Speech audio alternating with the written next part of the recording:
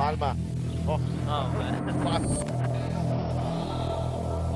that's unfair, and Palma 7 points in the game. To Del Fuentes. Oh, wow.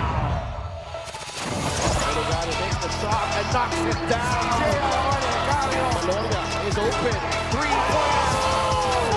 Oh, my goodness. Face a jumper by Robin Celis. Caballero has time.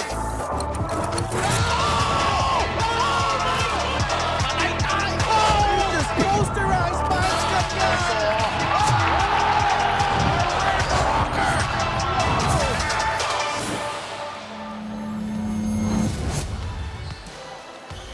For these two teams, it's a chance to guarantee themselves a spot in the playoffs in their respective divisions if they win tonight here at the Orion Sports Complex sa bayan po ng Orion sa lalawigan ng Bataan, as it's time now for the second game of our Wednesday triple header featuring two players facing off against their former teams that they started with this season. The former Biñan Tatakgel player Christian Farito going up against the former Pasay Voyager and Warren Bonifacio. Yan po ang ating pangalawang laro sa ating triple header. Pasay Voyagers makakalaban ang Biñan Beast Motorcycle Tire Game X. Magandang gabi mga kaliga. Ken Pangilinan still with Andre Doremdes. And Andre, obviously the focus is on these two players. How do you see this matchup playing out? Definitely both playing the same positions, both traded for each other. With Fajarito, I would say playing a little bit better with his new team. So yeah, it's going to be definitely a good matchup here today, especially knowing the history behind it. And you're watching us live on the official MPBL YouTube channel and also on Solar Sports every Mondays, Thursdays, and Saturdays. And live din po tayo ngayon on Solar Sports. On pusop.com. Pero ito, pag-usapan muna natin the backcourt players for each team. First up, we got Cyrus Tabi for the Pasay Voyagers. And we mentioned the departure of Warren Bonifacio, Lawrence Victoria, and there were questions on whether Pasay could still remain a playoff team. But boy, Cyrus Tabi with his performance ever since nakita natin, Andre, nagiging maganda yung takbo ng Pasay ngayon. Yeah, especially with the departure of Lawrence Victoria. Cyrus Tabi has been very solid and steady for the Pasay Voyagers, carrying the load, averaging 10.2 points a game, scored 14 points last game, all in the first half. I might add. So yeah, very good outing here for Cyrus Tabi. One of the best all-around guards in the league in Cyrus Tabi. Makakalaban naman niya on the other side of the fence. One of the best scoring guards in collegiate basketball, and now here in the MPBL, Renzo Sobido, na alam naman natin nung nasa UST siya, when he needs to score, he can score. And definitely, he showed that out in this game against Quezon City. Yeah, Renzo Sobido, former UST King Tiger here. His averages doesn't speak a lot for his game. Obviously, averaging only 5.7 points. But as you mentioned, whenever the team needs him to score, he will score. And it showed in their last game, scoring 22 points. And Dre, you mentioned already how it's been different ever since these two players donned in new jerseys. For Christian Farito, earning an all-star nod, playing now for the Pasay Voyagers. And on the other side, you've got Warren Bonifacio, who's now playing mostly the 4 spot instead of the 5 para dito sa Biñan. Both players are obviously, I would say, that are contributing to their teams in different ways. Fajarito, of course, more on the scoring load, averaging 16 points a game. And the other side naman, si Warren Bonifacio, more on helping on those boards and the rebounds, which brought his averages up to 7.2 this season. Well, to Warren's credit, he's been more efficient ever since donning the Biñan jersey. While Christian Farito, those volume of threes have really unleashed his game para dito naman sa Pasay Voyagers. And this should be a fun matchup between these two teams gunning for a spot in the playoffs. Let's go to Miguel Bray for the starting lineups.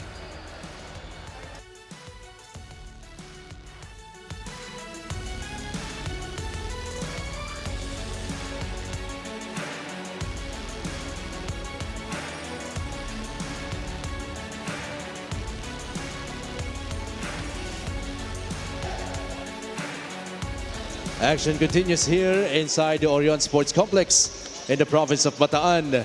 It's Pasay versus Biñan.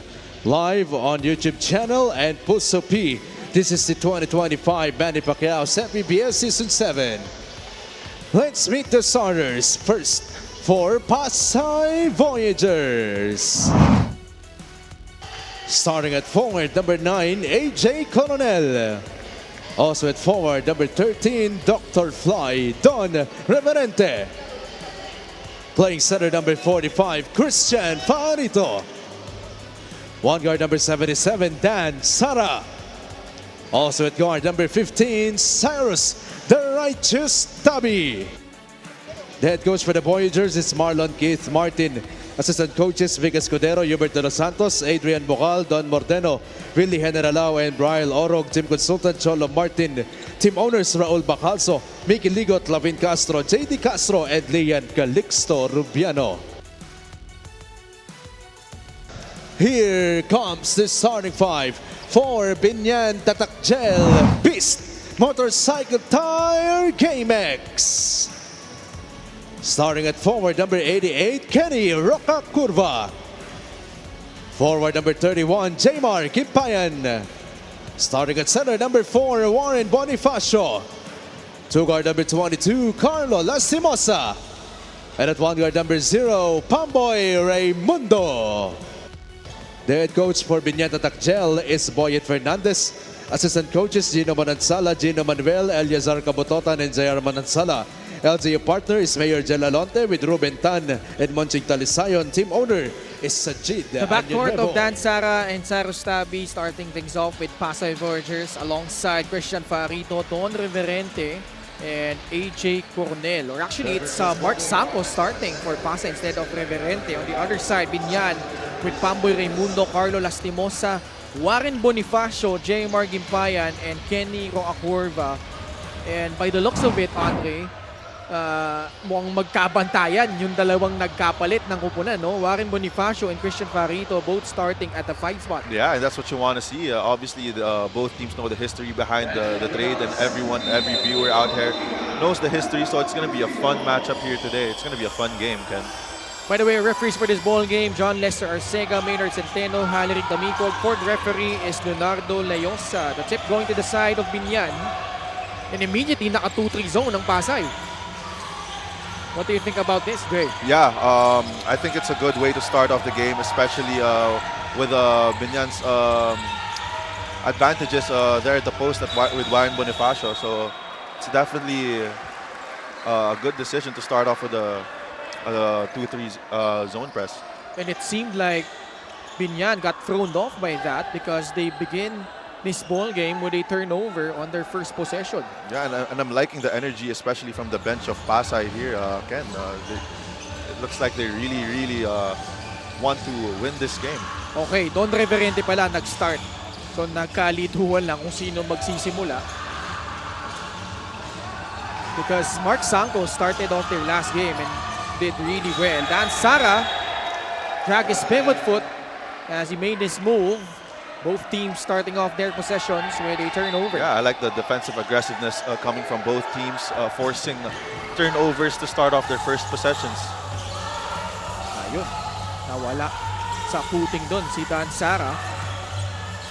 Pamboy, nakasona pa rin. Or actually, nag-switch up ng bagya ang Pasay. Raimundo's free does not work. There you go. Way to run the floor. Farito will not force it up. Cyrus Tabby inside to AJ Coronel, who gets that one to trickle in. First basket belongs to the Pasay Voyagers. Good patience there by Fajarito, not forcing any situation to score. As you can see, they're fronting Warren Bonifacio. They're really trying to negate his post presence, Ken. Roacurva missing on the jumper. He had a massive double-double in their last game. Ito si Kenny Roacurva. As Bonifacio picks up his first foul.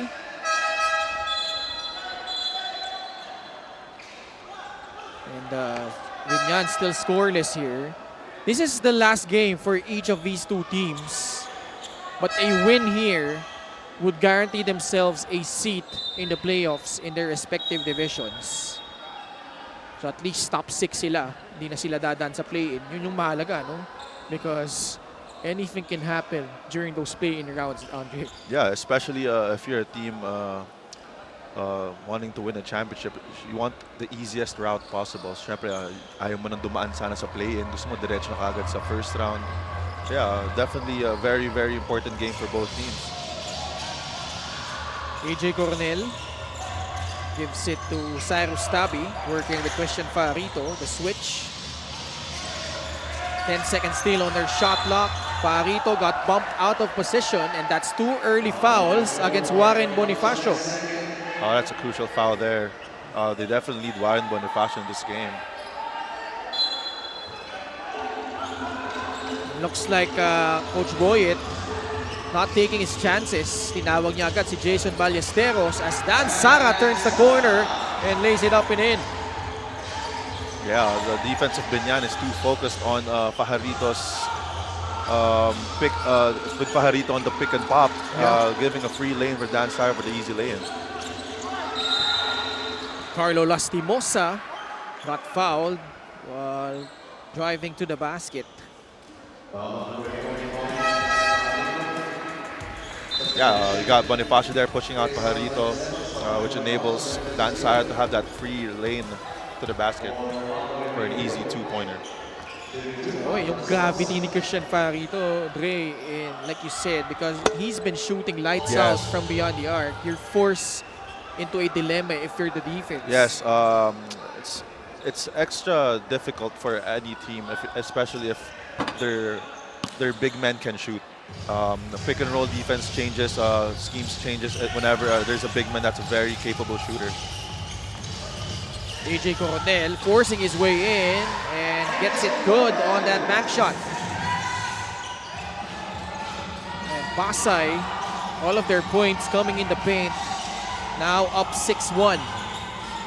Subido checking in early for Biñan. Biyan, fourth shot. Farito lost it. It's now with Roakurva. He tries a free off the mark. Ballesteros gives him another crack at it. Biñan, Pasay still staying with that zone at hindi pa nahanapan ng kasagutan itong Biñan. Yeah, it's a very beautiful zone here by Pasay. Everyone's active, the hands are active, everyone's moving. Rotations are perfect. Subido lights it up, puts it in from downtown. Well, that's what you don't want to do if you're Pasay. You don't want to leave a shooter like Renzo Subido open. Because once he gets that first shot to go in, it's definitely hard to stop Renzo Subido. Cyrus Tabi, difficult shot, can't get it to fall. Ball will stay with Pasay as Roakurva tapped it out of bounds on the baseline. As we check out this three-point shot brought to you by Extreme, your one-stop shop appliances. Yeah, you see there Tabi was late to his rotation, giving Renzo Subido a free three-pointer. Reverente, binigay kay Dan Sara. Pupukol sa tres. Yes! Nice response from the former San Beda Red Lion. 9-4. Pasay with a 5-point lead. Subido whips it to Carlo Lastimosa, who takes the free. Way off target. Subido able to track it down. But ball did not hit the rim, so only 4 on their shot clock. Lastimosa to Gimpayan. Flips it up. Wala pa din. Ballesteros in traffic. Gimpayan. And a foul will be whistled against Pasay. And looks like Ballesteros got away with a walk. Yeah, but I like what Subido did there on that first possession of this. The first try of this possession. In order to beat a 2-3 zone, you had to find the corners. Yeah. The shot just didn't fall in for Lastimosa there. It's very important if you're Biñan not to settle for that outside shot. Find the creases in the defense. Itong 2-3 na ini-implement ngayon ng Pasay. Much like that. There you go. That's exactly right on time there. The middle, the corners, those are the gaps that you can find whenever you're trying to beat a 2-3 zone. Cyrus Tabi can shake off Kenny Roakurva. Drives There's that pop there. Pajarito's going to take that every single time. That time a miss though. And Reverente will be called with that foul as he failed to get the rebound against J. Mark Biyan. Ito yung magandang pasaan, no? There you go. The middle is always open whenever your 2-3 zone is being made. Nag-switch up na yung Pasay dito, man-to-man na sila. Roa Curva, nakalusot. Kaya lang Mintes. Got it back. Ballesteros with a reverse layup. 9-8. Biñan cuts it down to 1. Past the halfway point of the first quarter. Cyrus Tabi nagtitimon para sa Pasay. Si Roa Curva pa rin, kanyang bantay. Now it's with Dan Sara. The Hesse, but Subido still in front, fading away. Dan Sara fails to finish. I like that by Dan Sara though. Very aggressive, especially in scoring to start off this game. Speaking of aggressive, how about Kenny Roa Curva? Attacking the lane in transition. Fast break the game brought to you by Extreme X Pop, personal karaoke speaker, everyday karaoke. And that's his game right there, leaking. He's a left-handed player that likes to start off attacking right, but can go both ways. So very tough cover here for Pasay today, Kenny Rocky Curva. I mean, this guy literally came out of nowhere when he played for Pasig back in Season 5. And he was one of the leading scorers there alongside Robbie Manalang and Ryan Costello. And boy, what a career it has turned out to be para dito kay Roa Curva. Yeah, I mean, that's what happens when you have a player that has a high motor, doesn't give up. Yeah, happy to see where Kenny Rocky Curva's career has blossomed into. And also, if you're Pasay, you've got to be happy with Cyrus Tabi knocking down that 3. 12-11. Biñan behind by 1. AJ Coronel hauls in the board. Under 4 minutes left in the first quarter. Dan Sara. Binigay kay Soriano. Sanko thought about that 3. Gives it up to AJ Coronel. Lobs it up to Sanko. Wasn't able to catch it cleanly. Turnover against Pasay. Tatakbo na naman dito ang Biñan. There you go. And this is something that they've been trying to do in their last 3 to 4 games, Andre, because if you remember, during the first part of the season, medyo mabagal yung pacing nila. But as they have been winding down towards the end of the regular season, you've seen that point of emphasis of them trying to run. Yeah, I mean, it's a known fact, especially with a lot of veterans on your team na di talaga matakbo yung team mo. This video brought to you by Extreme Appliances, ang subok at kompletong appliance brand ng Pilipinas. Yeah, to your point. Yeah, to go back. But yeah, especially when you got young guys here like Rocco Curva, he can definitely carry that load for that pace that Biñan wants to play. Dami nga kasi talaga nilang veterano, no? Probably one of the oldest rosters we have here in the MPBL. But if you look at their numbers, they're actually one of the best defensive teams as well. Yeah. But yun nga the problem they've been having, especially against the elite teams, is they get into those long lulls where they can't score. And that's why I think yun din yung nagiging gustong gawin ni Coach Boy, because if you speed up the game, it gives you more opportunity to score on easy transition baskets.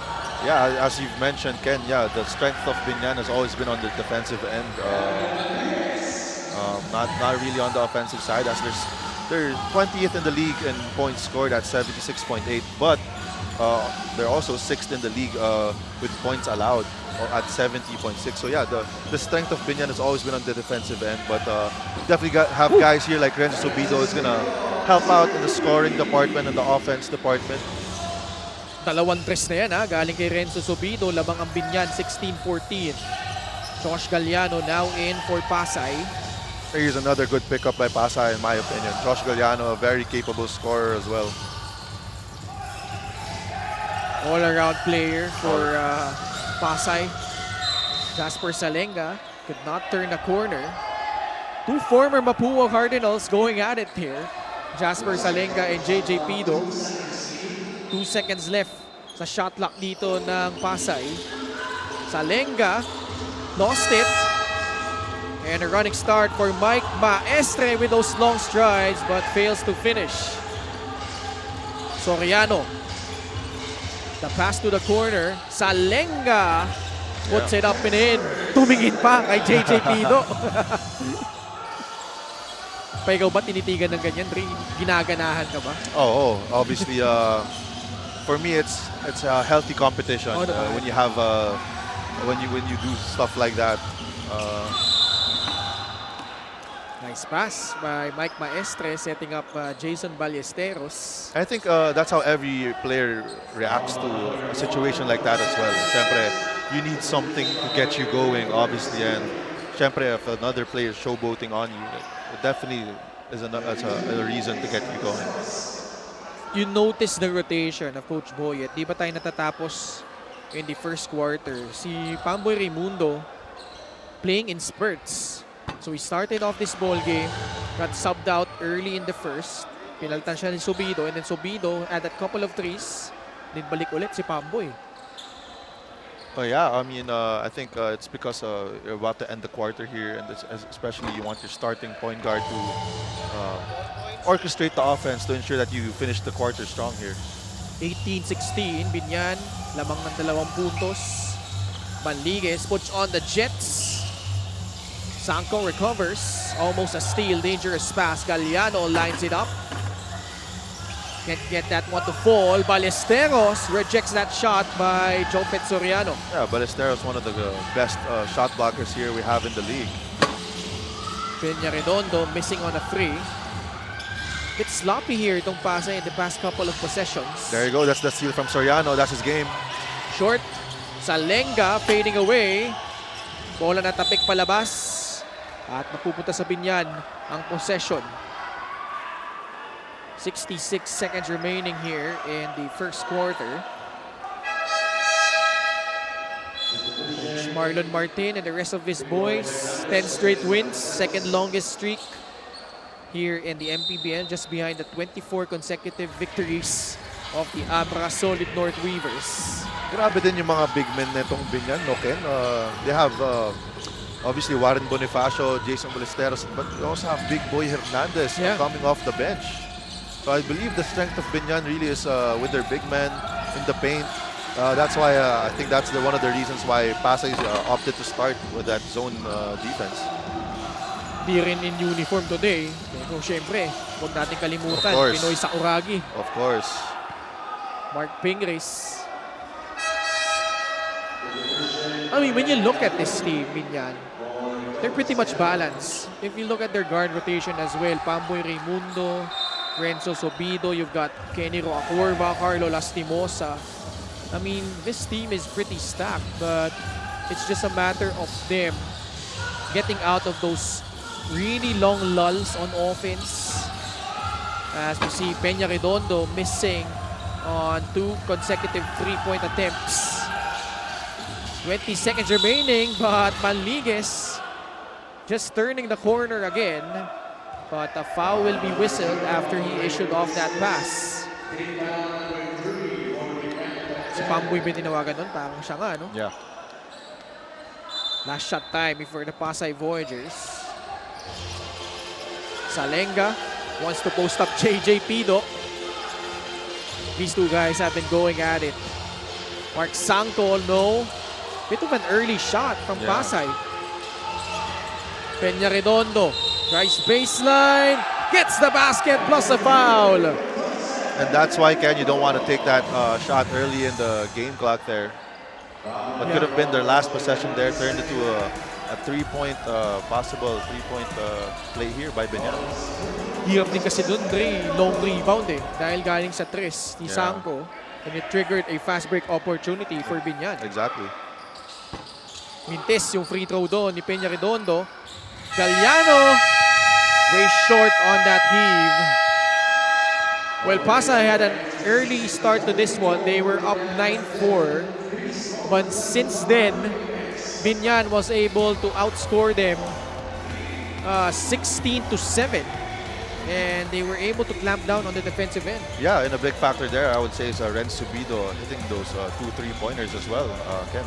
And Dan Sara was the one who started at a point guard spot. And like you said, Renzo Subido picking up from where he left off with those 2 frees, including this one off that pass from Jason Ballesteros.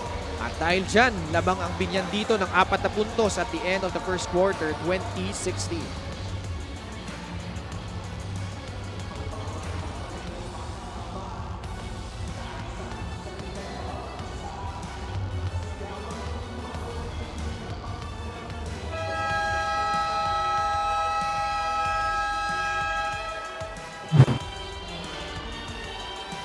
This was just last Monday. Biñan was able to beat Quezon City handily here, 101-72. Yeah, I mean, the main thing you can look at here is the rebounds. Though mas madaming offensive rebounds yung Quezon, grabe, halos 20 din yung lamang sa rebound department na itong Biñan. So another testament to the strength of their big men. Kaya on the road to four straight wins itong Biñan. Yeah. Both teams currently on a winning streak. 10 sunod-sunod para sa Pasay, 4 naman para sa Biñan. Brian Hilario joined by Jasper Salenga, Josh Galliano, Mark Sanco, and Daryl Manligues. And I like how they're pressuring Hilario right off the bat here kasi my opinion, Hilario is another player that orchestrates their offense as a big man. So pressuring Hilario there negates that for the Pasay Voyagers. Sanco giving him another possession although we got blocked earlier. Good backdoor. Ganda na reads ni Jasper Salenga. Yeah. Kita niya na in-overplay siya ng onti doon na ayaw siya patangkapin sa post. Backdoor ka agad. And nice. Good also from Josh Galliano there realizing that a backdoor cut was being made there by Salenga. Jasper Salenga was mostly a high school star rather. Played for Mapua.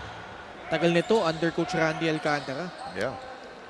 Doon talaga niya napakita sa under Coach Randy yung laro niya eh. And has blossomed into one of the go-to scorers for Pasay with the departure of Lawrence Victoria and Warren Bonifacio, who by the way was his longtime teammate in Mapua. Yeah. Here he is. Pinaltan muna siya dito. 2018, Jordan Rios is now in. Grabe rin mag-produce ng players tong Mapua, lalo under Coach Randy Alcantara. Yeah. Okay? A lot of great players coming from that program. Of course, still there, Clint Escamis. Jacob Angkale is now thriving with Mindoro as Maestre missing on that mid-range jumper. Cyrus Tabi gives it up to Mark Sanco. And off to Daryl Manligues. You like how Pasay is also playing with a lot of pace.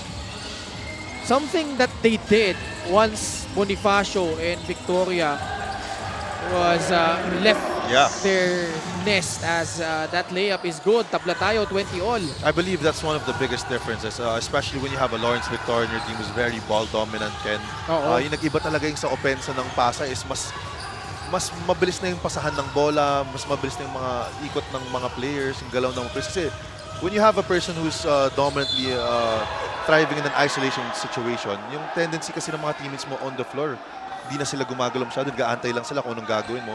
Pero yeah, with the departure there of Lawrence Victoria, we see na Pasay has been moving pretty well. This was Hilario with a nice pass, setup job to Jordan Rios. That's Jordan Rios' game right there, cutting to the basket, trying to crash the offensive board. I think it's a good pickup then this season. They needed that, talking about the Pasay Voyagers, they needed a wing that was going to pressure the offensive board as well. Yeah. And that's what they got in Jordan Rios. I mean, to your point, may trade-off din yan because Lawrence Victoria was such a maestro on that pick and roll. Of course, yeah. But because of this departure, you know, that's a sign of a great coach, Coach Marlon Martin. Tinailor fit niya yung opensa niya ngayon sa mga taong meron siya ngayon eh. Yeah, I agree to everything that you said there. Most definitely, a great coach talaga is a coach that can adjust to any situation, and of course, ang hirap nun for a coach in an organization, especially in the middle of the season, you lose 2 of your go-to players. So to adjust to a new system, to new players talaga, and winning that amount of games, 10-game winning streak as you mentioned a while ago, Ken, shows the prowess of the coaching staff of the Pasay Voyagers.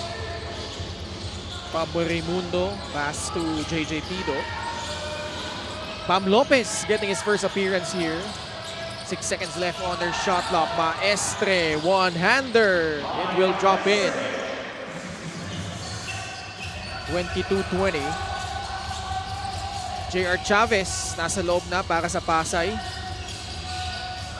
Rios maintains his dribble. So a 2-point guard setup for Pasay as Jer Chavez lines it up for free. It will bounce out.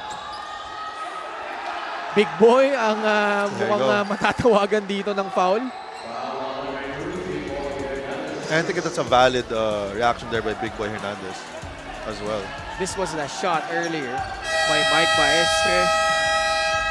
And things getting a bit chippy here in the last couple of minutes. But Biñan still holding on to this 2-point lead, 22-20. We have a timeout.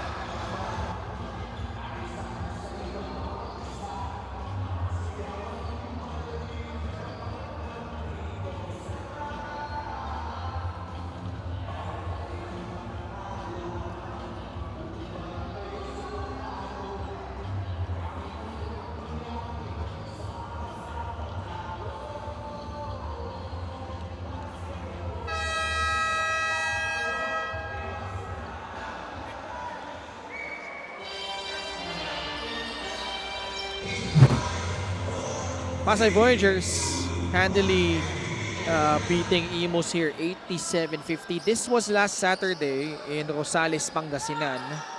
At kita mo naman, no, talagang patuloy yung string of wins itong Pasay Voyagers. Yeah, Coach Marlon. They're just getting better every single game they're playing. Parang their chemistry is getting a lot better, especially as we near the playoffs here, which is perfect timing for the Pasay Voyagers, Ken. And when you look at the quality of opposition they faced during that 10-game winning streak, mabibigat din eh. Rizal, tinalo nila on the road. That was in Montalban. They also beat Zamboanga. And I thought that really kickstart their campaign. That win against Zamboanga really ignited them. And as we see an offensive foul whistled against Biñan. Talking about Pasay, doon sila nagbumusok eh. Tuloy-tuloy sila. And that enabled them to just find their rhythm and grab a hold of that spot.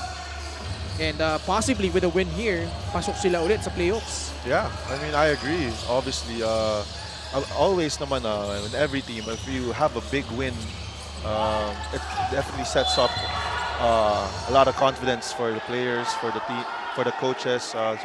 Yeah, you're right. I believe also that the Zamboanga game kick-started their campaign here for the season. And then that massive win against Mindoro, you remember that? A blowout victory, 108-75. That was a battle of two teams who'd like to shoot threes. Mindoro at that time, actually up until now, they're still the best three-point shooting team in terms of makes and volume. But Pasay gave them their own dose of their medicine, hitting those threes left and right. I believe they had 20 plus threes in that game as Jopet Soriano scores inside. So yun din yung brand ng basketball nila, Dre. Yun nga, mabilis na pace, shooting a lot of threes. Yeah. They got a lot of shooters here. Obviously, Cyrus Tabi to name a few. But I think everyone is capable of shooting threes. Even sila Mark Sampo, AJ Coronel. Yeah, this is a team that was built on being complete. On the may mga leakers, may mga shooters, may mga big men. This was Brian Hilario with a fadeaway, mintis. Pero nandun si Jopet Soriano. Yeah. Ganyan lagi ginagawa niya para sa Pasay. Always sealing, always trying to crash the offensive board. Here, receiving that pass from J.R. Chavez. Jopet Soriano, another efficient outing. We have a timeout by Biñan. Pasay is now up by 2.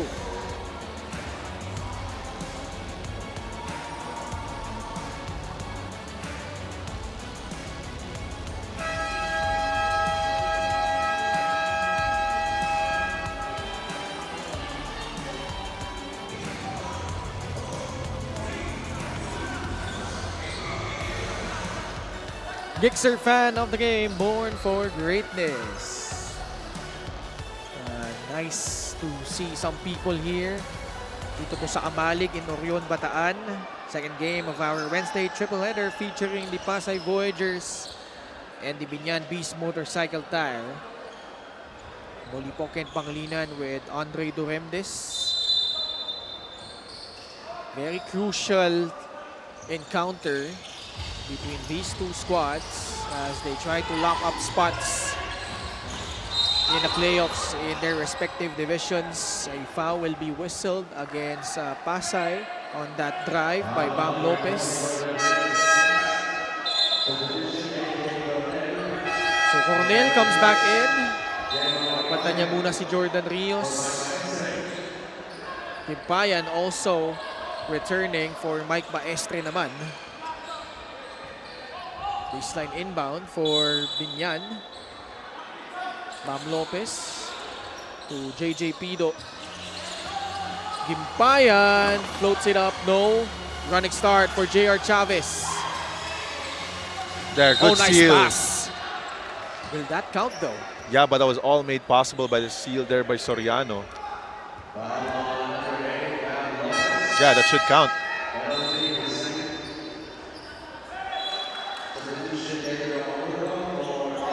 Teka, tingnan natin ha. There you go, good seal there, opening up the lane here for Reverente. And it was all made possible by the seal there by Soriano. Hindi yata counted. Yeah, The call was yeah, it came interpretation. before the shot. Oo. Pero penalty ng Biñan, so 2 shots for Jopet Soriano. Ultra efficient, really good finishing around the rim. LGR, the official outfitter of the MPBL. Yeah, and I remember when we had Pasay in the first round of the playoffs last year, Yeah. we really had to scout for Soriano. Obviously, you had Bonifacio as the main big man, but also we realized that Soriano was going to be trouble for us, especially because of his style of play. He can ceiling, always active on the boards, knows to position himself whenever a guard attacks. Yeah, it was very hard to scout Soriano. Bola daw ng Biñan, but Coach Marlon, i-challenge yan. Balikan natin ang resulta sa aming pagbabalik.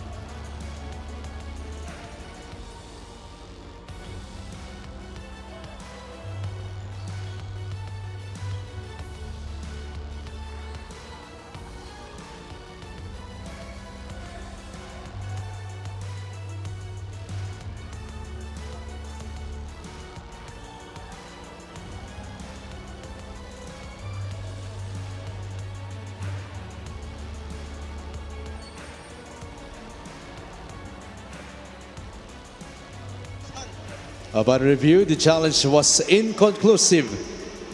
Therefore, the challenge has been nullified. Inconclusive. Here it is.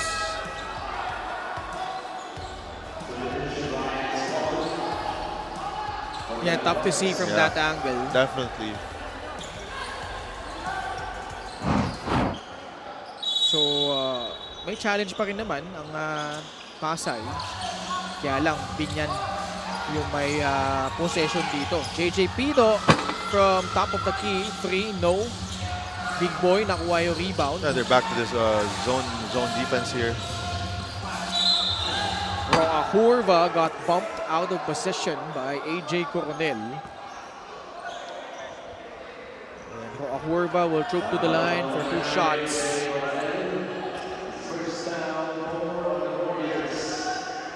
Kenny Hurva. Napunta rin sa Letran to but I think he did not play in their Team A anymore. Yeah. From Camotes Island, Cebu. And played for Cebu Institute of Technology, University in Safi. So si Coach Lou Gatumba to pala, no? Yung nag-recruit sa kanya na maglaro sa Letran. But it did not pan out. But, like we said, sa Pasig, coming out party niya, Dre, and Blossom into one of the best players and was the most recent member of the MPBL's 1,000-point club as he grabs a rebound Yeah, here. see? Kenny Roacorva. Kenny inside. J. Gimpayan able to score. You see the pace there from Roca Curva. Once getting the ball, just decides to run, but also not forcing any situation out there. Lamang ulit ang Biñan, 26-25. Cyrus Tabi has yet to get it going, splitting two defenders. Almost turn it over. J.R. Chavez, kick out. Coronel for free. It's good. Whoop, whoop, Oh. whoop, whoop, whoop, whoop, whoop. Oh, things are getting chippy here. Okay, wala yan, wala yan, wala yan.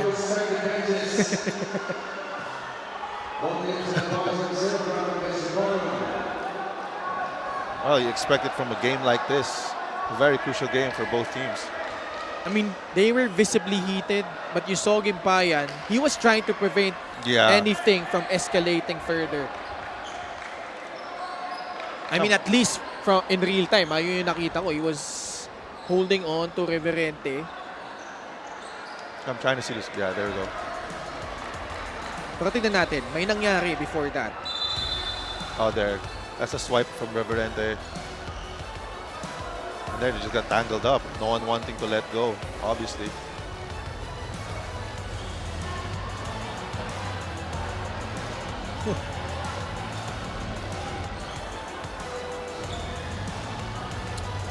Maaga ang Valentine's Day, Trey. Ayaw nung bitaw sa yakapan eh. Mga ilang buwan pa yan? Mga siguro 1, 2, 3. Ayun. It's just a physical game, Ken. Obviously, both teams are really wanting this win here. Could be double text here. Let's see. But dahil nga yung kahalaga ng laro na to, Dre, no? Because both of them eyeing a guaranteed seat in the playoffs in their respective divisions. And you expect nothing less from these two teams who also have championship aspirations. Obviously. And yung dalawang yan, hindi aatras yan. Si course. Reverente saka si Gimpayan. Of course, both very competitive players. Both players that want nothing but to win. You're gonna expect scuffles like this. Wala namang akong nakitang sobrang duming mga naganap. Yeah. It's just that they got tangled up. And obviously, when you get tangled up, both players don't want to be the first one to let go. Obviously, it's a mental thing as well. Ano yan eh? Dalawang bona fide blue collar workers yung dalawang yan eh.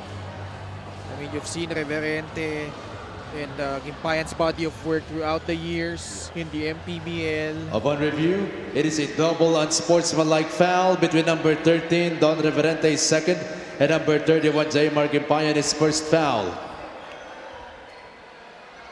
Okay. Magka-cancel each other lang yan. Yung dalawang, yung tawag sa kanila ni Reverente sa ni Gimpayan. Just two teams, just two players competing at a high level, not giving an inch. Yeah. And good thing cooler heads prevail. I mean, if you're the coaches of both teams, I mean, it's as bad as it sounds. That's what you want to see. You want to see your players competing. You want to see your players willing to die for this game. Ano, natawa ako kasi si Reverente mainit eh. Pero nung nakita niya, niyaya po siya ni Gimpayan, inawakan na lang niya sa ulo Ginawi eh. rin niya eh. Oo. We're back into action here, 28-26. Roacorva runs into traffic and missing badly on that layup attempt. Wow. And another foul, both teams in penalty. So free throws coming up for Kenny Roacorva. I like Roca Curva's intelligence here, Ken. He realizes that it's obviously it's a 2-3 zone. So whenever there's a late rotation on him, once the ball swings to his side, he opts to attack the rim. He has a free lane. See, free throws again here for Roca Curva. free throw of the game brought to you by Extreme Appliances, ang subok at kompletong appliance brand ng Pilipinas. Getting to the line a lot is something that he has learned to do here in the MPBL. Ito si Kenny Akurva. As he knocks down both free throws, we have a tied game once again at 28 apiece. Yeah, and for me, Ken, drawing fouls in this sport is a talent for me. Skill talaga eh. It's a skill, yeah. Obviously, not everyone can. We have great players in the NBA like James Harden and Shea Alexander, are just maestros in drawing fouls. And I would say that Kenny Rockakurba in the MPBL is one of those guys definitely that has a knack for drawing fouls. Ang galing niya humanap ng angles, no? Na makakalusot siya, makakuha ng foul. And I believe also it's because he's a player that lives in contact. He loves contact. Yeah. So yeah, obviously if you love contact, you're bound to get fouled. On the other side, Cyrus Tavi, it's been a struggle so far for him in this game. As Pasay is whistled for a shot clock violation. Tavi only 3 points and shooting poorly from the field. Just 1 out of 4 so far. Yeah, I like how Tabi has been covered in this game. They're not really giving him a lot of space to work with, especially in the transition. Pagsak si Big Boy, nakasona ulit ang Pasay. Pido, nice pocket pass to Maestre in stride for the layup. Yeah, perfect there. Perfect decision there by Pido, realizing the drop coverage defense for the... Ooh, it's a good steal there by Suwal. Ryan Suwal picking the pocket of Dan Sara. Thought he got fouled. And the Biñan Tatakjel Beast Motorcycle with a 6-0 run. As we check out the fast break game brought to you by Extreme X Play on the go speaker. Take your music anywhere. Yeah, that's a good, honest defense too. I don't believe there was a foul there. And Ryan Suwal just able to steal that ball away from Dan Sara. Walang bumantay. Easy 2 points. At timeout dito para sa Pasay. Dahil 4 na ang lamang ng Biñan dito. 32-28.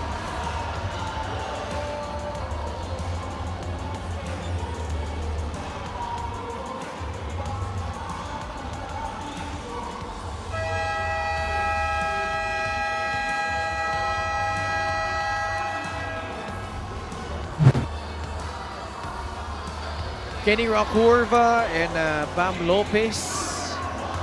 Rockakurba with 18, 11 markers pa naman para kay Bam Lopez. Another efficient game here by Rockakurba in their last outing against Quezon City. Only missing 1 shot and scoring 18 points.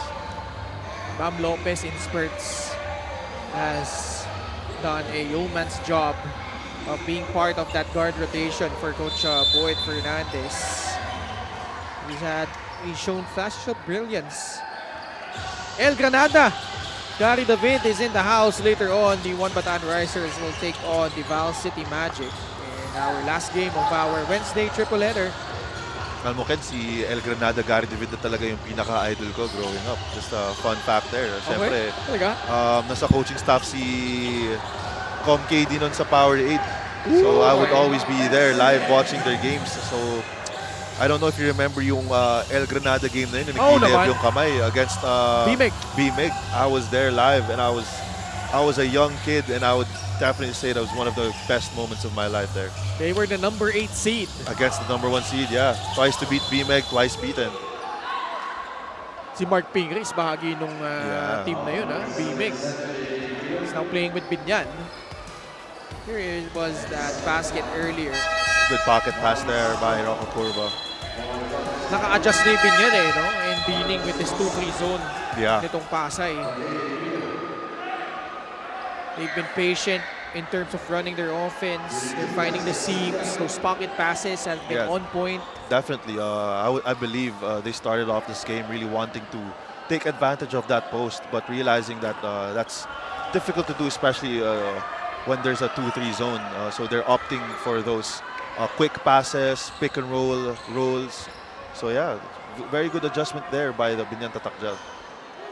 Salenga missing the free throw. That snaps a 10-0 run by Biñan. 34-29 as we approach the 2-minute mark of the second quarter.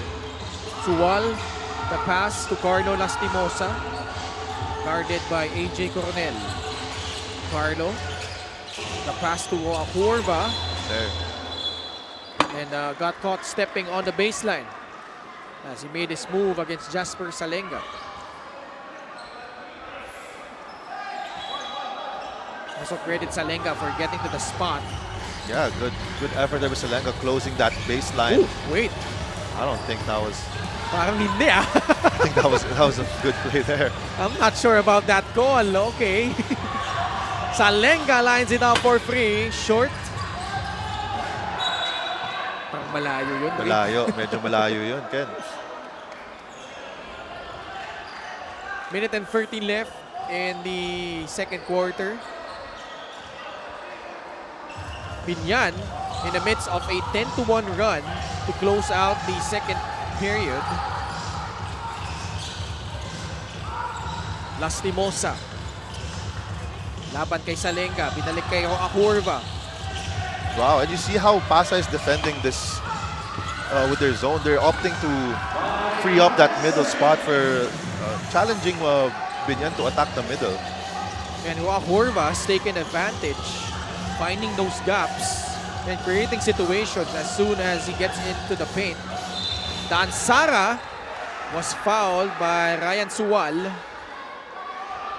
But Suwal wants a challenge because he thought Dansara kicked out, which enabled that contact. And Coach Boyd Fernandez will oblige. He will challenge this one at the 56.1 second mark of the second period. Let's see here if manalo sa challenge na ito ang Biñan. We'll be back for the result of this one.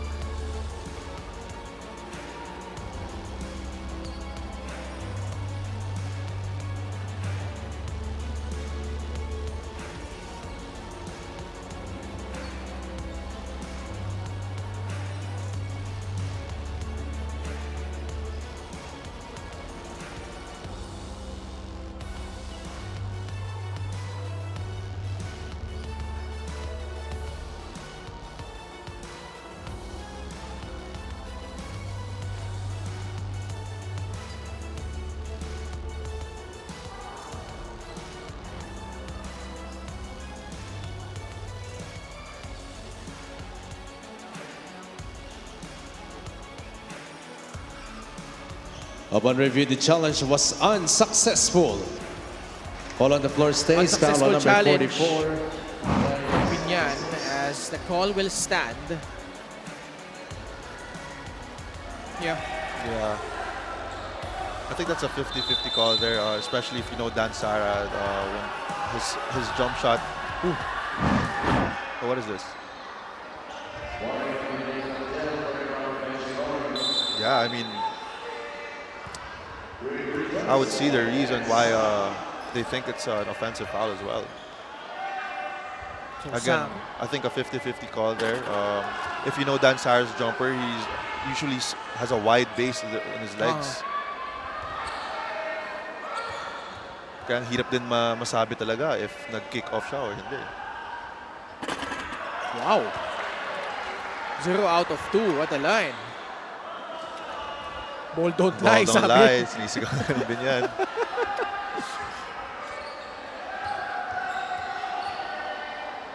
Five points for Dansara. Hit a free earlier. And able to salvage that trip, making the third free throw. 36-30 is our score. Maestre. Ginugulo dito ni AJ Coronel. Wow. Naagaw ni Dansara. Kicks it out to Jasper Salenga. Puts it on the deck. Off the bounce. That Jasper Salenga laying it up and in. And I like that from Salenga. Obviously, he knows that his last three-pointer didn't fall. He didn't force it, opting to attack the basket and getting 2 points there. Also, that was a 2-for-1 opportunity as Big Boy sa loob, nakapuntos para sa Biñan. Yeah, it's the first 2 points there by Big Boy. But I expect him to have more touches, especially in the second half here. Pasay with the last possession of the half. 6 seconds remaining. Both teams in penalty. Salenga just inside the arc. No! And that's gonna do it here in the first 2 quarters. And Biñan with a strong finishing kick as they produce a 14-4 run to cap off the second quarter. And behind Mike Maestre, who had all 8 of his points in quarter number 2, being a recipient of those gorgeous bounce passes from his teammates. Definitely good adjustment here by Biñan, especially in the second quarter, realizing that the post isn't the way to go, opting for a lot of pick and rolls here, especially with Mike Maestre scoring 8 points in the second quarter alone. And our halftime score is 38-32, Biñan in front over Pasay by 6 points.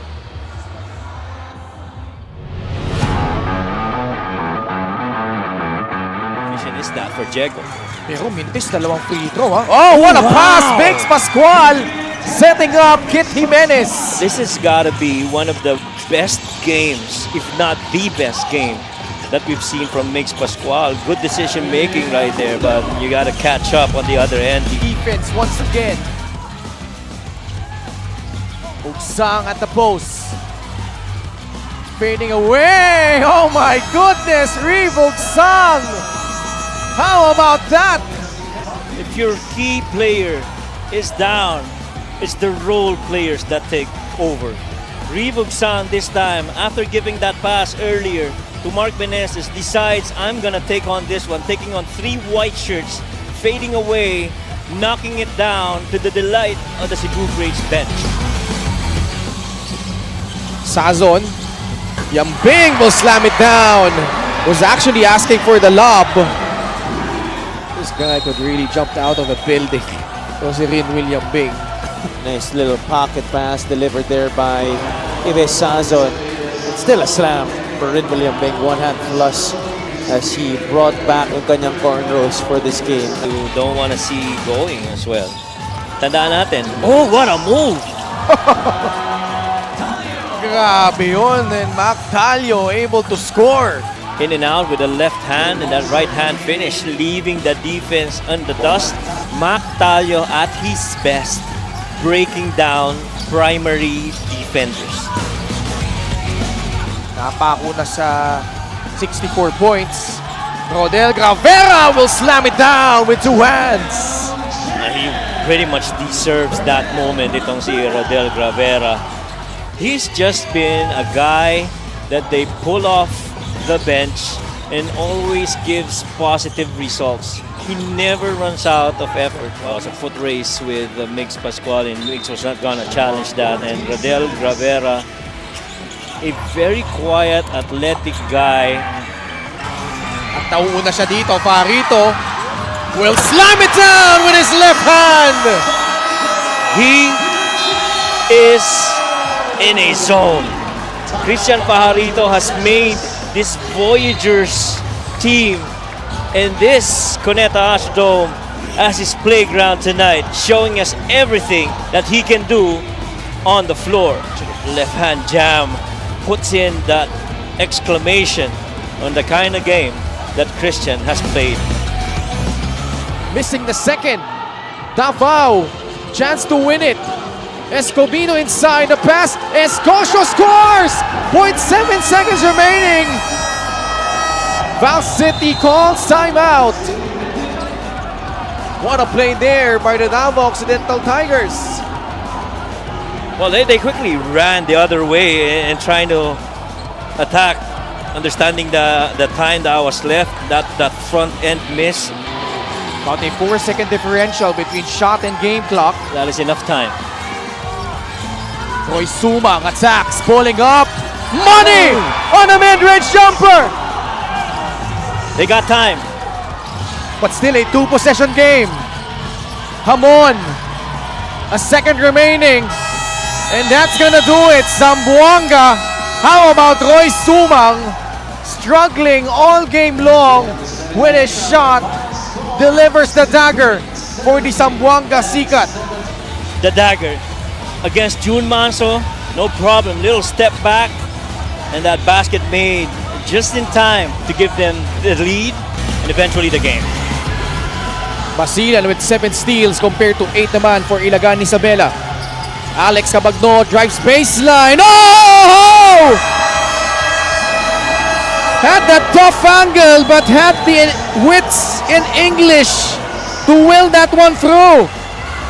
Oh boy, what an incredible shot make by the crunch man. Santos was trying to keep in step with him all the way to the hoop. Took it to the other side with a much more difficult attempt. Was able to use that offhand to keep Santos from getting in front of him. But still, the magnitude of the difficulty of the shot. He has most start para dito sa Sarangani. Oh! One-handed throwdown right out of the gates from Simon Sandagon. Simon Sandagon in his last 2-3 games has really sent out a statement that he is laser focused to try and bring a title for the Quezon Huskers this season. That came out of nowhere. Simon Sandagon announcing his entry.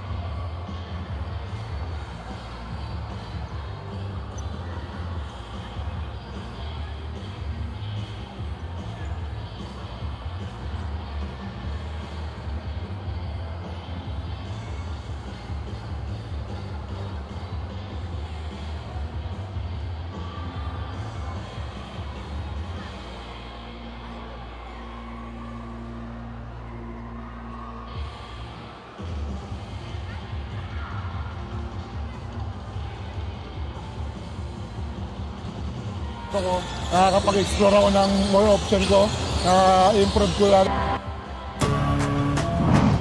Yun yung naging adjustment ko dahil nasa Pasay, naging sentro ako dito, 4 and 5 ako. Nakakapag-explore ako ng more option ko, improve ko lalo yung skills ko, lalo na sa 4 para sa mga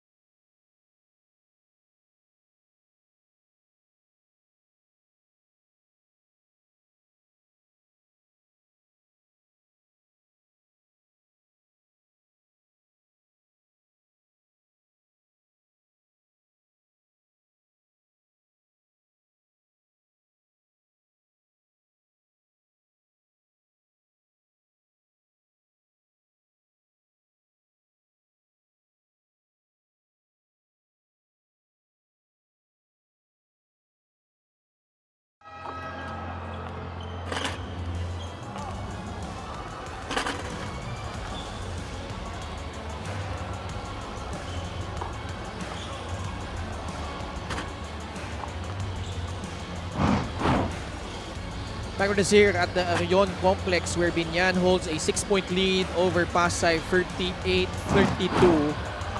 And Bray, nakita natin, no, Pasay right off the bat employing that 2-3 zone. In the beginning, medyo nahirapan mag-adjust yung Biñan. But once they found an antidote to that, they were able to rip apart that defense, issuing 14 assists. And nakikita mo yung mga pocket passes laging on point, in stride yung mga big men itong Biñan.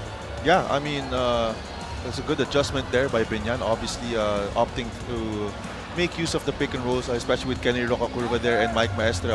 Rocacurva has actually 4 assists, totaling the total halftime assists of Pasay. So yeah, they've been sharing the ball more, finding the open roller. Sakto lang si Mike Maestra yung talagang take advantage nun. Here, like this play here, another pick and roll by Rocacurva and Maestra. Simple ng mga Pasay, but it resulted to 14 assists. And Biñan, not really known to be a great passing team, averaging just a little under 21 assists per contest. But on pace to obliterate that average here in this game as Pasay struggled to contain them. Biñan finishing off that second quarter, scoring 14 of the last 18 points. And let's see what Pasay can do here. AJ Coronel, Jasper Salenga with 7 points each for the Voyagers. Dan Sara with 6. Roacurva with 9. Maestre and Subido, tig 8 puntos. And Biñan doing this with Mark Pingris not in uniform. Warren Bonifacio picking up 2 early fouls. And one thing that they did so well, Dre, in the first half was neutralizing the top 2 scorers of Pasay. Christian Varito scoreless, while Cyrus Tabi only 3 points. Obviously, with Fajarito, their former player, they obviously know how Fajarito's game style and how Fajarito plays. So yeah, they knew how to defend that, negating the pick and pop with Fajarito. And he's not even starting off this third quarter as Biñan continues their strong start as Lastimosa got fouled and a 3-point play opportunity coming up. Wow, there you go. Just sharing the basketball, trying to constantly look for the open man. Not Bonifacio, they're not forcing his post game, even though that he didn't get a lot of touches. Due to his foul trouble. Usually kasi, Ken, pag ganun, gigil na yung player niya, Yeah. diba? So, makita natin, di gigil si Bonifacio doon kahit nakakuha na siya ng touch sa post. That's the benefit of him being part of a veteran team. A lot of mentors like Mark Pingris there, KG Canaleta. As the offense of Pasay, on the other hand, has really dried up. This is now a 17-4 run being enjoyed by Biñan. Lastimosa, tough shot. Tapi with a rebound. Pasay needs to get their running game going here, and that's exactly what they do on this possession. Mark Sanko, 2 points. There you go. That's what they need to do if they want to get back into this game. Can transition, share the basketball. 3 to 4 players touching the basketball before a shot is made. Also forcing turnovers on the other side. With Biyan. Bonifacio, it's a backcourt violation against Biñan. Again, at stake here, a guaranteed spot in the playoffs in their division. Fast break the game. At sa atin yan na Extreme Cool Air Conditioners. Ang Extreme Magpalamig free installation for split-type air conditioners. There you go. Sanko running the floor. Has the first big and getting rewarded there. Tabi. Switch by Gimpayan. Now it's Jopet Soriano overshooting the target on that outside jumper from the baseline. Roacurva nagmamadali. Naagawan ni Manligues but got caught stepping on the sideline. Yeah, they've been hard showing Tabi on that pick and roll situation. That's why he's been having a hard time. Yun, Yeah, definitely he did step out. 41-34. Lastimosa pepuwersa at may foul laban kay Cyrus Tabi. It's It's been a struggle for Cyrus Tabi in this game, as Galliano will be replaced by AJ Coronel. This is one of the advantages too of having Lastimosa on your team. He's a wing player that likes to get his buckets from the post, especially when he sees a smaller guard defending him. Sayang in-between game nito ni Carlo, always lethal. Yeah, Off the dribble, pull-ups. post game. 4 seconds remaining on their shot clock though. Bonifacio puts it up. No, rebound Manligues. Good close at Rebel Soriano, expecting to seal here. Manligues. Nice pass. Soriano can't finish. Bonifacio the rebound. Bamboy. Nice green setup by Bonifacio. Someone's free and it's Lastimosa. Can't hit the free. Bonifacio grabs the offensive rebound. 1-on-1. That's his game. Fadeaway jumper, no good. Bola nakuha ni Sanko. Now it's with AJ Coronel. Tatakbo na naman ng Pasay. Manligues dire-diretso for the layup. Yeah, this is the pace they need to play.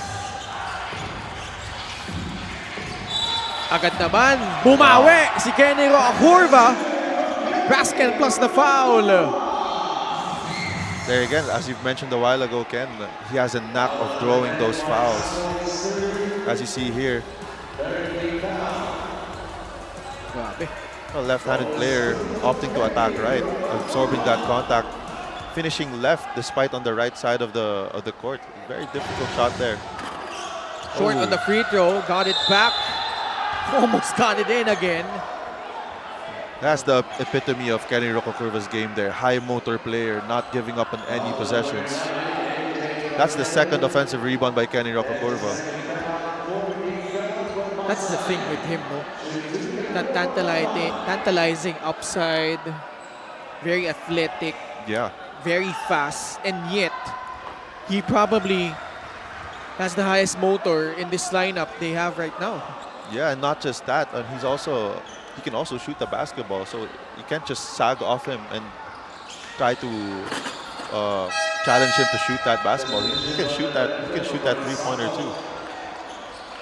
13 points for Kenny Roacurva. Just came off that 20-point, 15-rebound outing in that very crucial win against Zamboanga. How about Zamboanga as we see a foul against Biñan? From being at one point the #1 team in the South Division, they are in danger of having to go through the play-in rounds in the South. Yeah, that speaks volumes of the competitiveness, especially this season, and especially in the Southern Division, Ken. You have teams, depending on their schedule, how they perform, injuries as well as another factor. But yeah, Zamboanga used to be one of the top 2 teams in the Southern Division, and now... Oh, he missed Rastimosa. a gimme there. Sobra lang dun sa tira sa loob. Cyrus Tabi, nice drive to the basket for 2 points. Man, that's what happens when you're too open. Sometimes you overthink it, and yun pa yung nagmimintis. Ken, yung mga sobrang open na layups. 4-point swing there. Instead of Biñan being up by 11, it's now down to 7. Nice pass by Manligues. There you go. You need Cyrus Tabi to get going here if you're the Pasay Voyagers. Good leak there by Tabi. Easy basket. He needs to get going. He needs to get more shots going. Farito comes back in. Not starting here in the third quarter after being part of the starting unit in the first period. Warren Bonifacio is now at the line for 2 shots. His numbers here with Biñan, a far cry from what he had with Pasay as he knocks down the first free throw.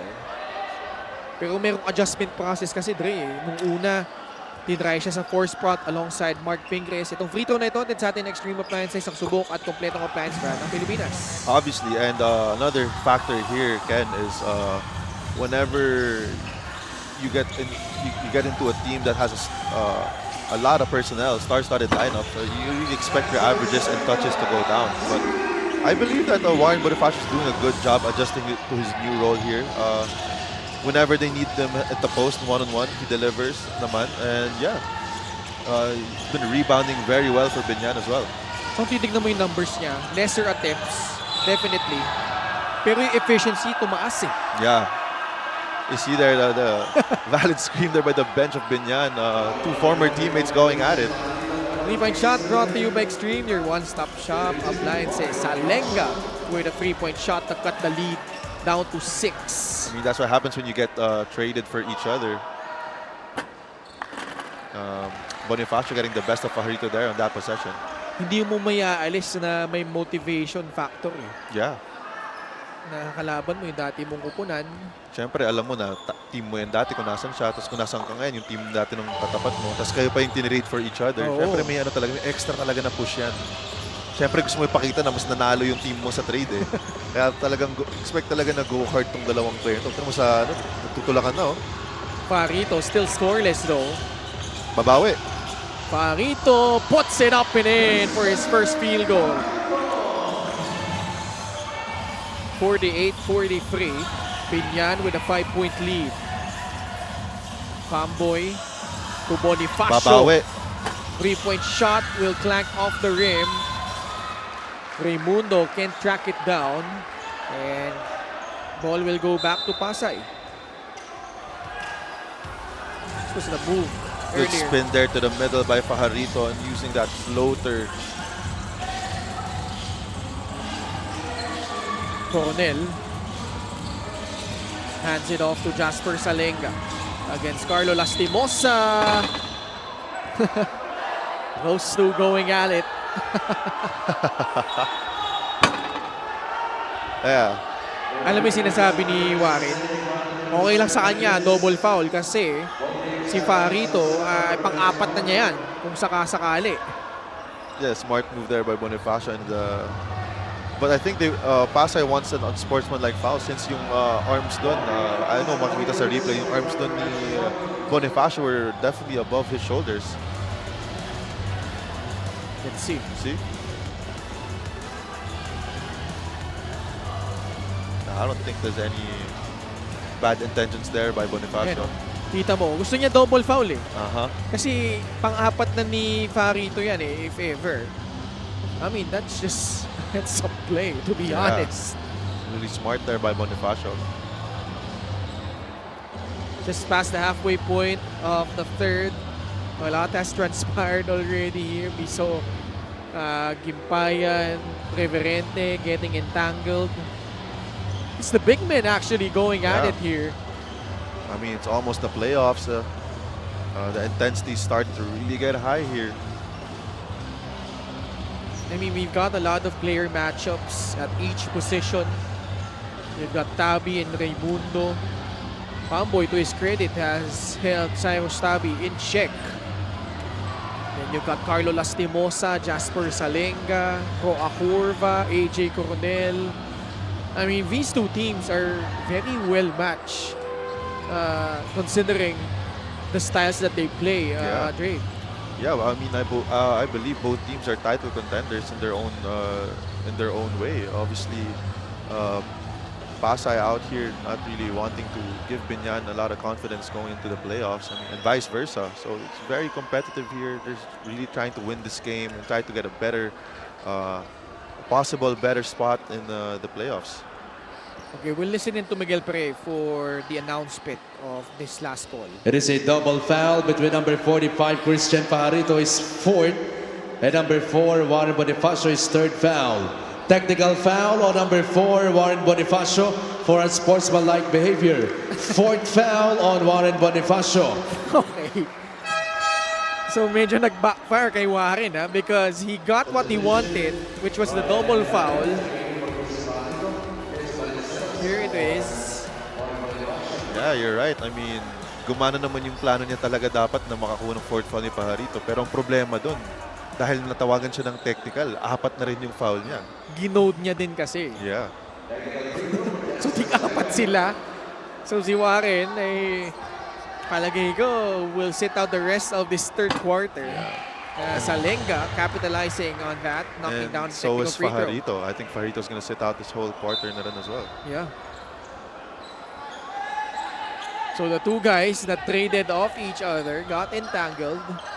And both are in foul trouble with 4 fouls. Yeah, so ironic there. 48-44. Ryan Hilario, catch and shoot jumper. And he pulls Pasay to within 2, 48-46. Pamboy against Cyrus Tabi. Oh, I like this. I like this blind double there.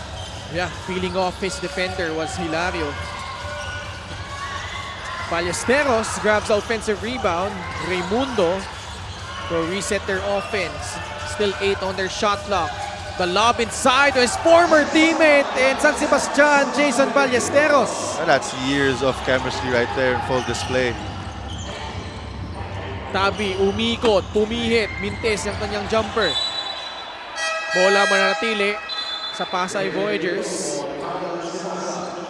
Those two.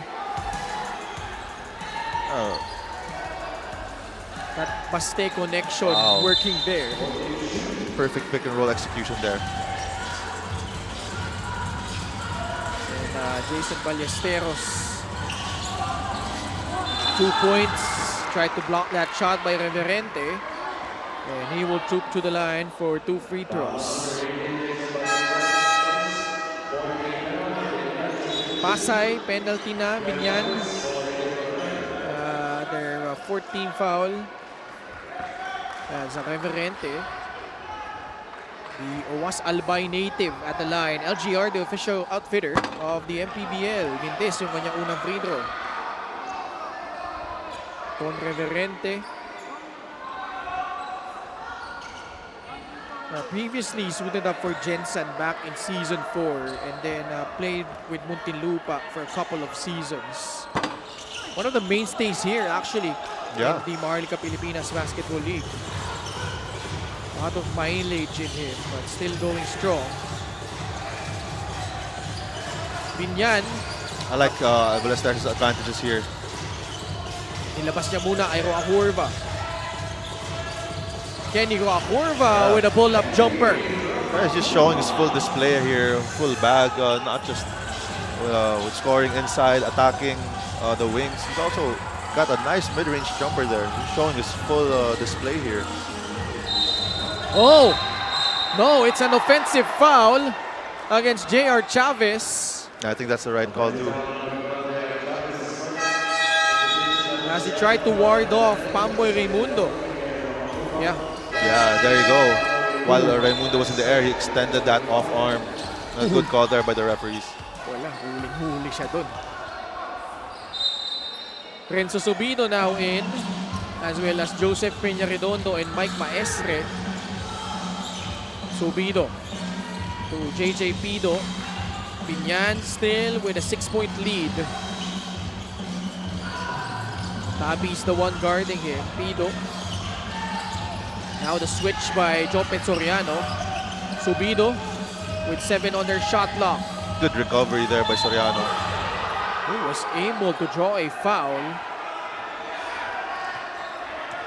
Halos wala nang pupuntahan si Subido doon eh. But Chavez was caught holding. Hindi siya makapaniwala sa tawag na yun. Basically, Subido got bailed out on that one. Oh, wow. Well, pasubsub na siya doon eh. Subido missing on the first free I think the throw. referee saw there the body contact before the layup.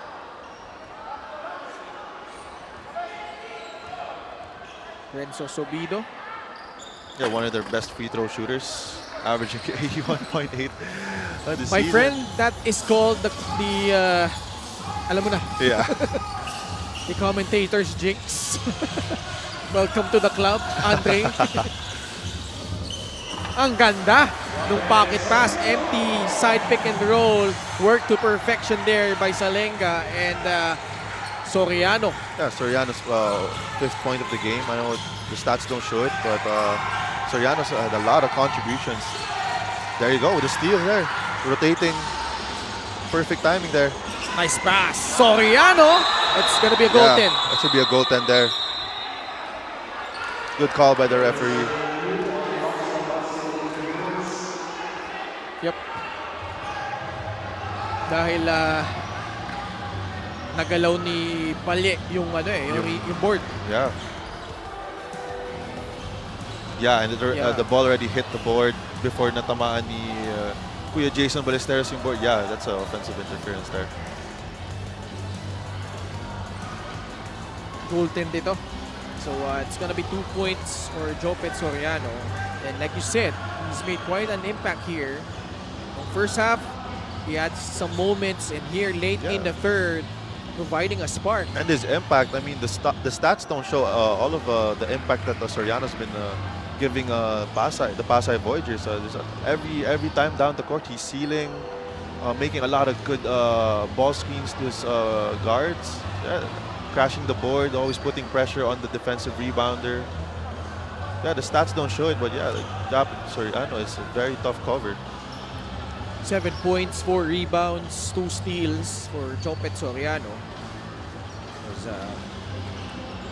We still await the result of this review here. Coach Boyd Fernandez at the helm.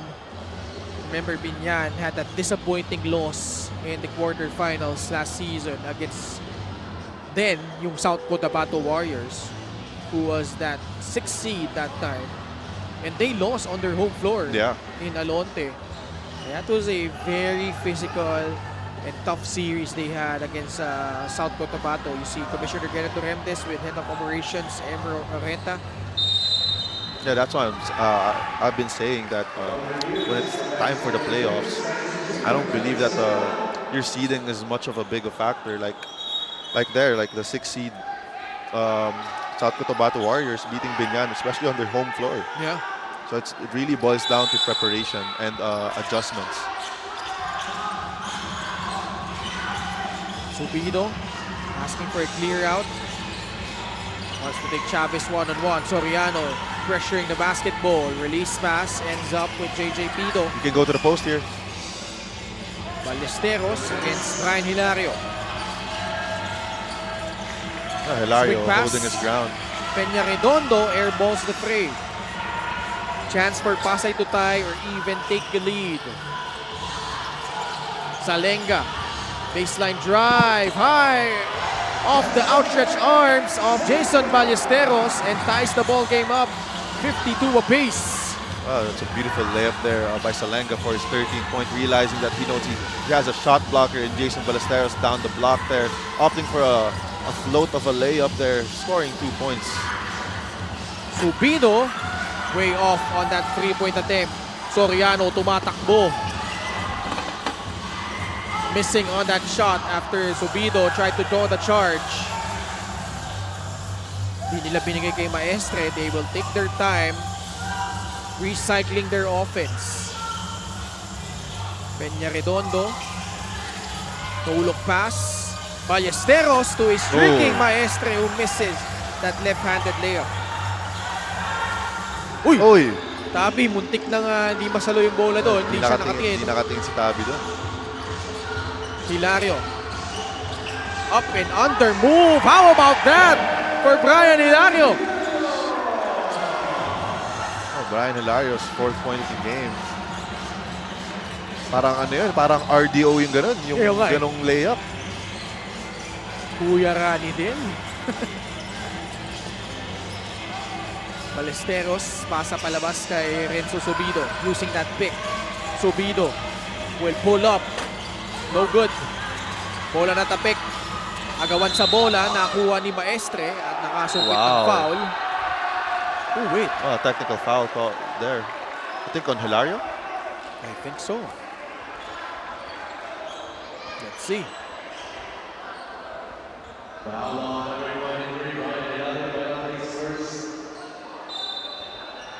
Yeah, Hilario's gonna be called for a technical foul. I think it's because he pointed at the referee. Well, he didn't like that foul call, especially on the rebound.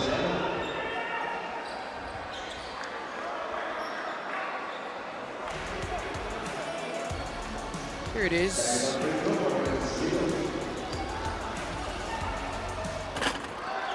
Subido has missed 3 free throws.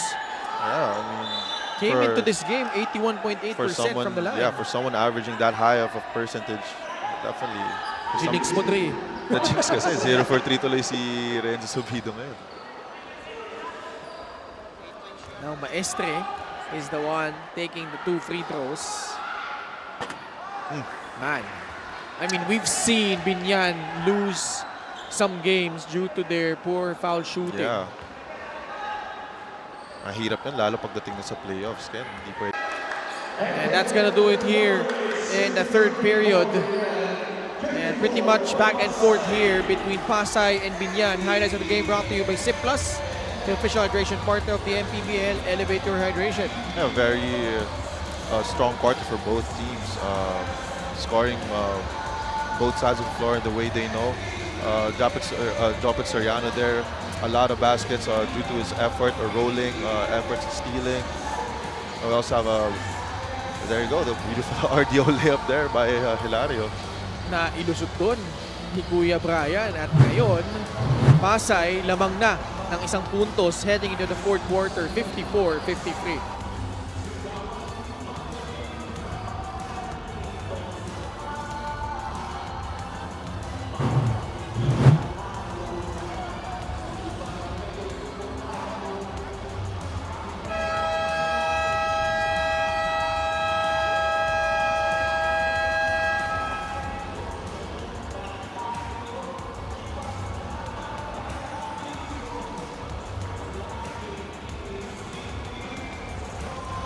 Fan of the game is brought to you by LGR, the official outfitter of the MPBL. Maya-maya lamang po magkakatapat ng Bataan at Val City. Si Poy ba yan? Yeah, Si Poy, no? Poy yan.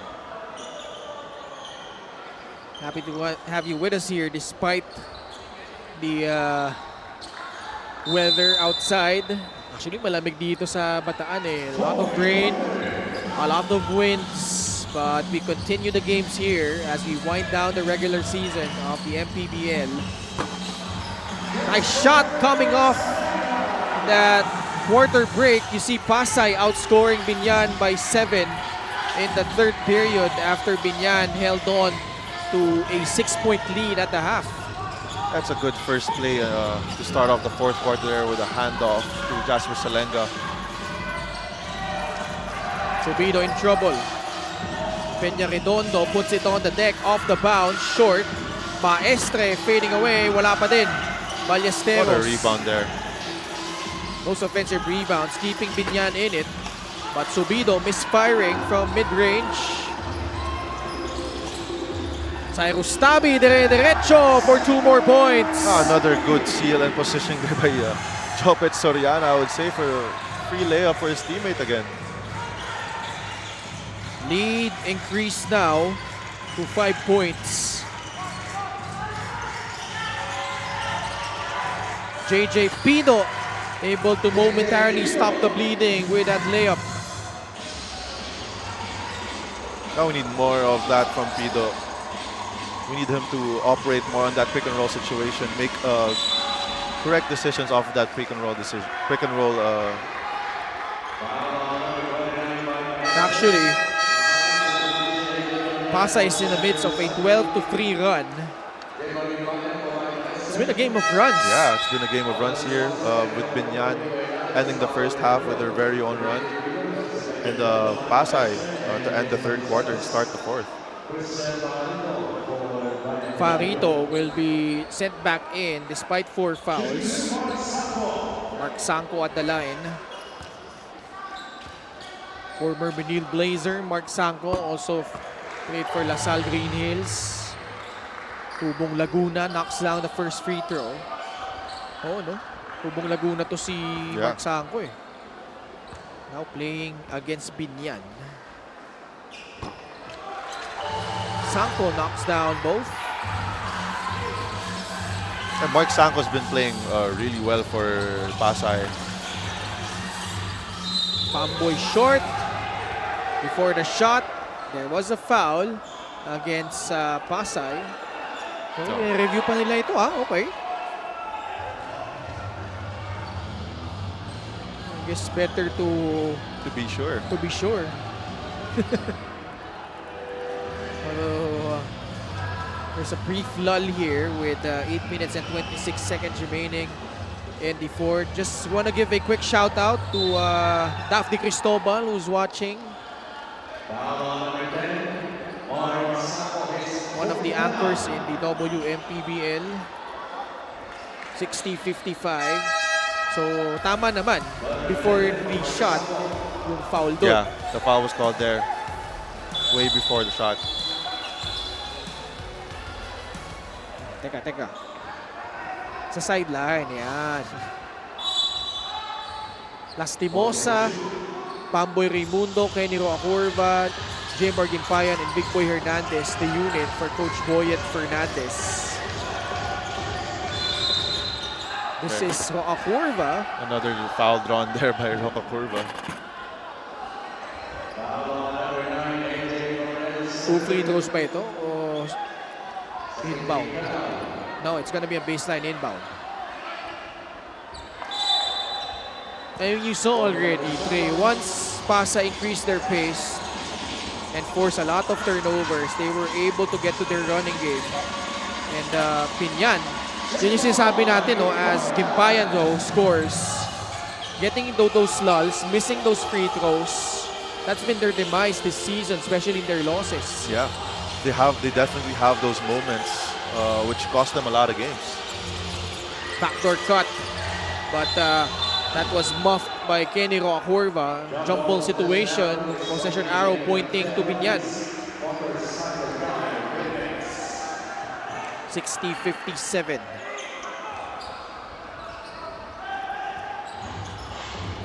These two teams looking to avoid the play-in. Gusto nila sigurado na playoffs. Doesn't matter what seed. Another good pick and roll execution there by Kenny Roacurva. Very patient, waiting for the perfect moment to pass there on that roll by Hernandez. Kenny Roacurva, 17 points, 6 rebounds, and 5 assists. Another all-around brilliance galing kay Roacurva. Fajarito gets into the paint and scores. Only his 4th point though. Roacurva was pretty much in jail there as he got caught in the air issuing that pass, and it leads to another turnover point para dito sa Pasay Voyagers. 64-59. Over 3 minutes gone by in the fourth quarter. Lastimosa, one-hander is good. Ooh, bad pass there. Oo, minadali masyado. Di ata nakita si Roacurva doon. Dito din, di nakita ni Gimpayan. Couple of sloppy sequences from both teams. Salenga! Not much resistance to that defensive stand by Biñan. Salenga picking up his scoring here with 17 points. Roacurva. Binigay kay Carlo Lastimosa. Binabantayan ni Jasper Salenga. Salenga getting to the spot. Able to draw a charge. That's winning plays there by Salenga. He knows that in the fourth quarter, it's Lastimosa's time.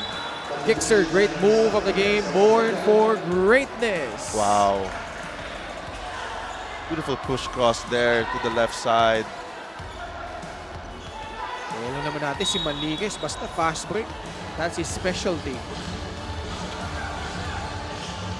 Again, that pace has really thwarted off itong Biñan. 1-on-1, that's 1-on-1. Fajarito bounce in the house. Masyadong malalim. Nahirapan siya doon laban kay Big Boy. Grabe si Roacurva. My goodness! How do you stop this man?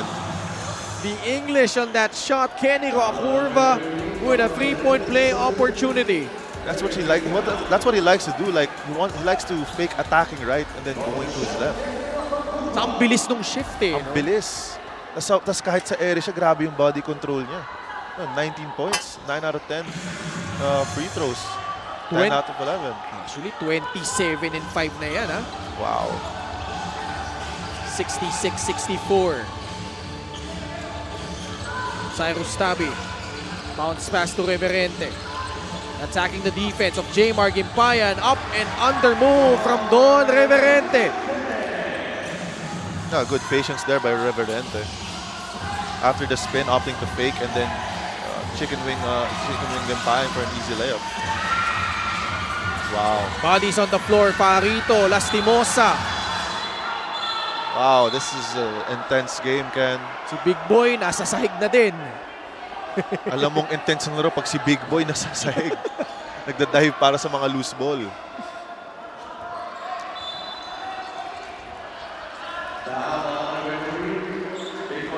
Si Big Boy pa yung tinawagan ng foul doon. But good effort from all these players here. They fight for possession. Every possession counts. Inupuan na ni Big Boy si Pajarito doon. Ayun lang. 68-64 pa rin as we are now at the halfway point of the fourth quarter. Cyrus Tabi. Farito, quick catch and shoot free. Off target. Reverente is down. And he's not getting up. 5-on-4 fast break opportunity. Big Boy. Naagaw ni Coronel. Is he passed out? No, he's not. Posibleng tinamaan siya sa mukha, no? Weren't able to see what really happened there. Oh, what caused that fall. Reverente obviously hurt. He's not moving an inch. Is there a cut on his face? I'm not sure.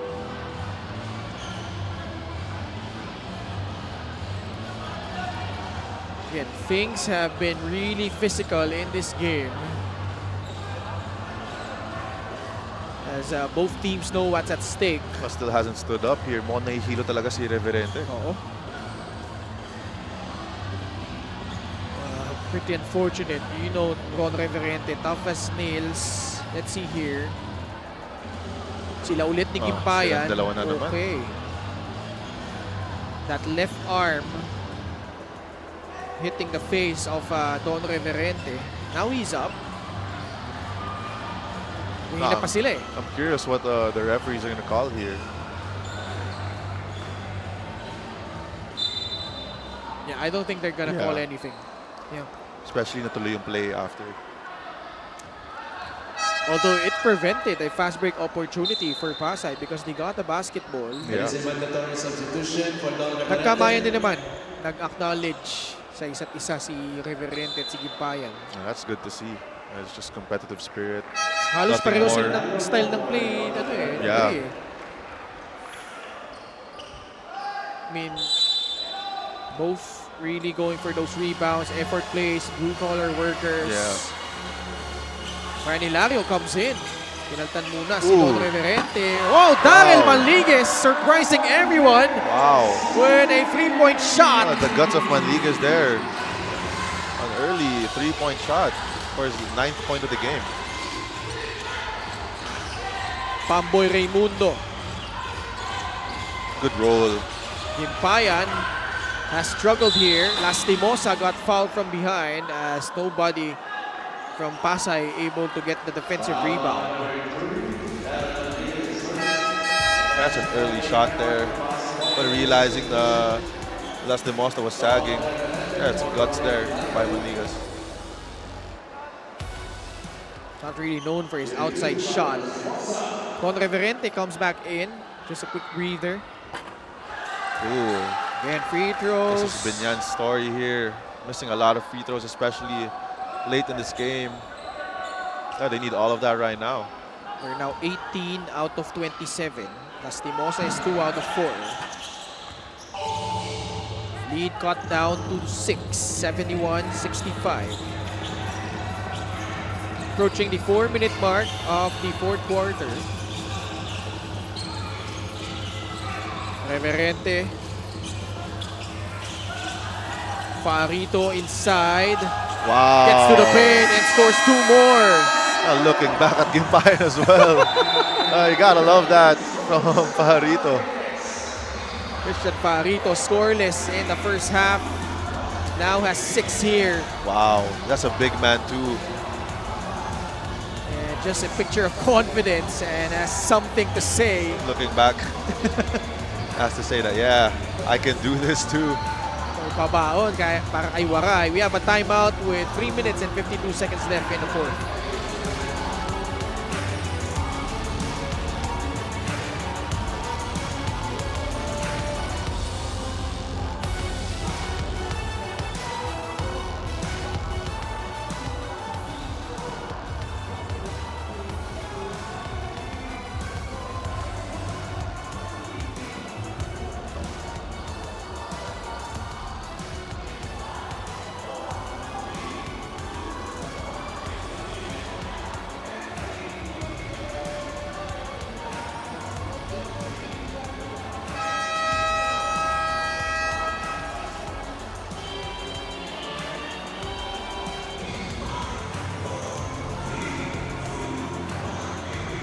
Commissioner Kenneth Remdes at the middle with the head of operations Emer Reta, head of security Rudy Distrito.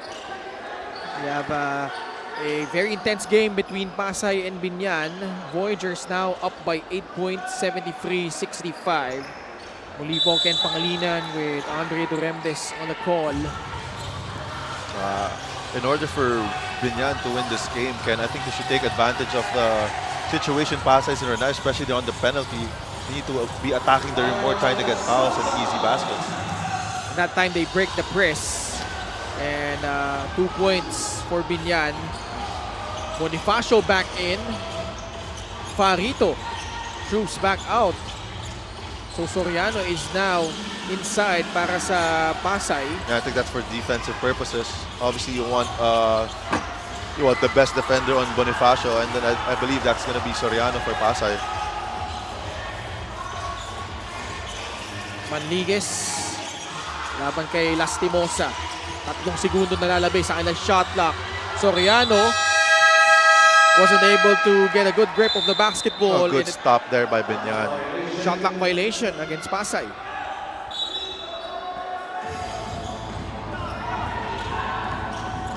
Tatlong minuto na lang nalalabi in regulation. Oh, they're opting. Lastimosa said no. Cross screen. I think there you go. Fourth quarter. It's Lastimosa time. Wow, what a tap there by Tabi. And Tabi off to the races, getting 2 more points. What a defensive stop there by Tabi. And Coach Boyet not happy with that last sequence. That was a big turnover there by Lastimosa. And nice stop by Cyrus Tabi, showing us why he is the best, one of the best two-way players we have here in the league. And an important stop and basket, giving Pasay an 8-point lead, 75-67.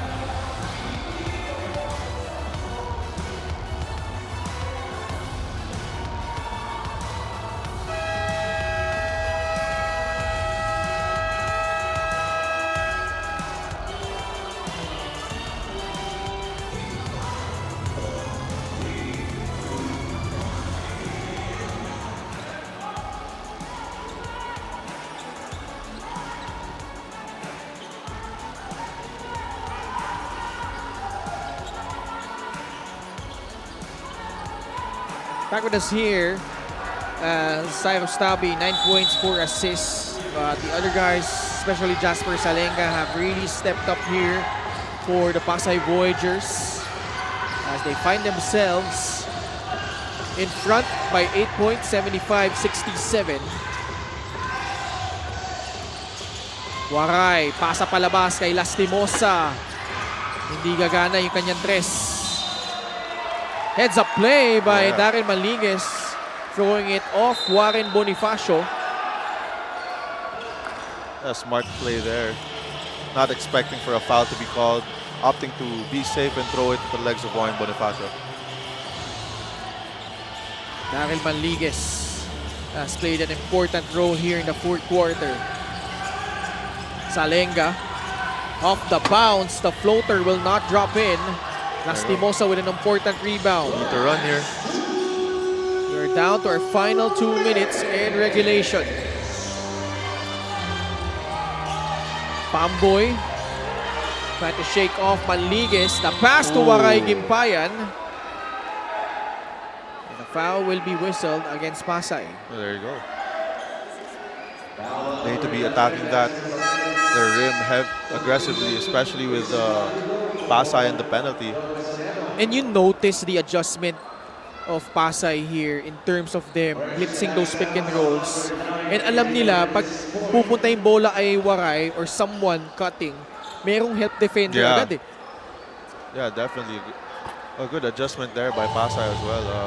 Especially coming off that third quarter where, or second quarter, I would say that Biñan was really taking advantage of that pick and roll situation. Oo. Farito grabs the rebound. And lalo kanina, no, nakasona yung Pasay, Biñan was really attacking those seams. Yeah, they were taking advantage of the gaps of the 2-3 defense. Jasper Salenga. Weave action there, then to ball screen. That time too strong. Buhay pa ang Biñan dito. There you go. I need to attack the basket. Kick out pass. Pamboy hesitated. Probably should have taken that shot. Yeah. Instead, it's almost a turnover. Raimundo able to recover. There you go. Lastimosa and Farito will foul out. Oh, that's a big call by the referees there. Farito has his hands up, stating that he was playing legal defense there, not fouling. But Coach Marlon Martin wants to challenge this one. That's a good challenge too. Yeah. Ooh, yeah, he had his hands up. I think the contact was really initiated by Lastimosa there. All right, let's see if you're right, Dre. This is gonna be a close call here, and we'll have the result for you in this challenge of Pasay in just a bit. As Coach Marlon mapping out the play, we'll be right back.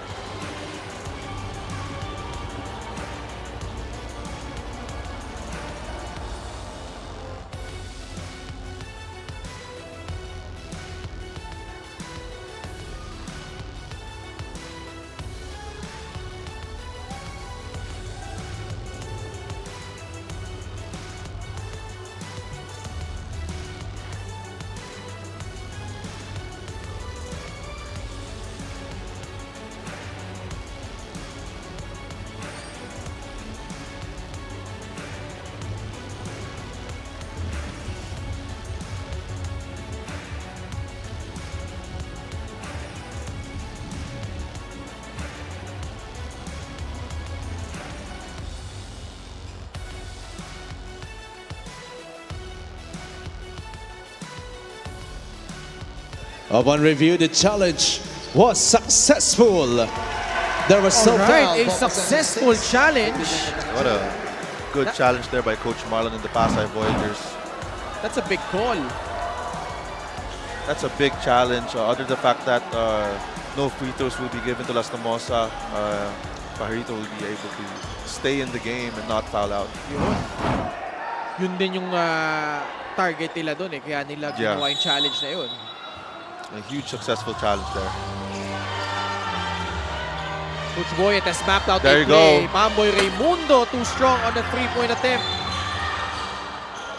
It's a good ATO there by Coach Boyet. Yeah, actually a good look for Pamboy. Very unfortunately, it just didn't drop there. But what a play! What a out of timeout play there by Coach Boyet Fernandez. Yeah, 5 fouls. So siya yung naunang nag-foul out sa kanilang dalawa.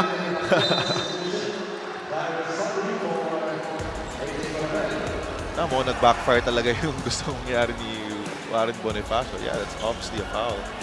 Can't just slap a player there. Not sure though if you wanted to give up at that foul at that juncture. Still a minute and 2 remaining. Or kung magbibigay ka man ng foul, sana ibang player na lang, di ba? Mismo. I mean, this is just a free possession ball game. Yeah.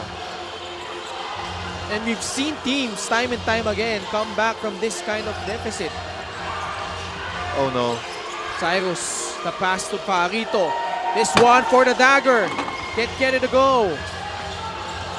Roca Curva needs to attack here. Oh, that's a big turnover by Roca Curva. I mean, Jasper Salenga again.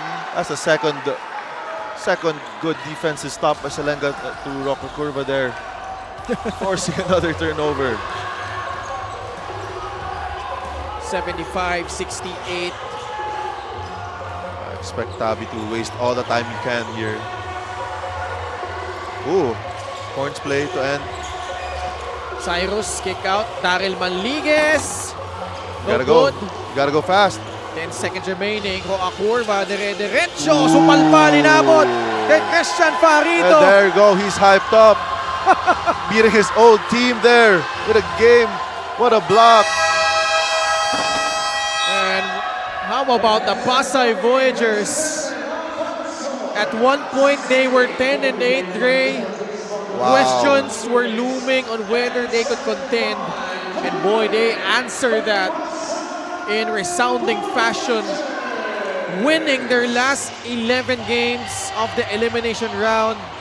They are assured of a seat in the playoffs in the North Division, and this guy pretty much did almost everything for the Pasay Voyagers. Jasper Salenga, our best player of the game. And Jasper really simply would not be denied on this day. And especially going up against his former teammate. And Pasay winning this one 75-68 over Biñan. And nice way for the Pasay Voyagers to finish out their campaign or finish out their elimination round as they target the North Division playoffs, and abangan natin kung sino yung kanilang makakalaban dito sa first round ng ating North Division playoffs. And well, Biñan certainly tried their best, especially with what's at stake here. But in the end, Pasay Voyagers able to beat Biñan with a strong second half here in this ball game. Ngayon kasama natin ang ating best player of the game, walang iba kundi si Jasper Salenga, na I'm sure tuwang-tuwa sa panalo niyong to. And Jasper, kalaban mo, former teammate mo, hindi lang dito sa Pasay, pati na rin sa Mapua and Warren Bonifacio. Kumusta yung naging back and forth nyo ngayong laro? Yun nga, no, na-postpone lang tong game na to pero matagal na namin talagang pinag-uusapan ni Bonnie. For the first time, magkalaban talaga kami since high school, magkakampi kami niyan. Until itong naging pro, and then nung na-trade lang siya. Ayun lang, ginudlock lang namin ng isa't isa kasi may kanya-kanya din kaming mga game plan para sa game na to. Ako naman, Jasper, syempre una sa lahat, congrats sa panalo na to.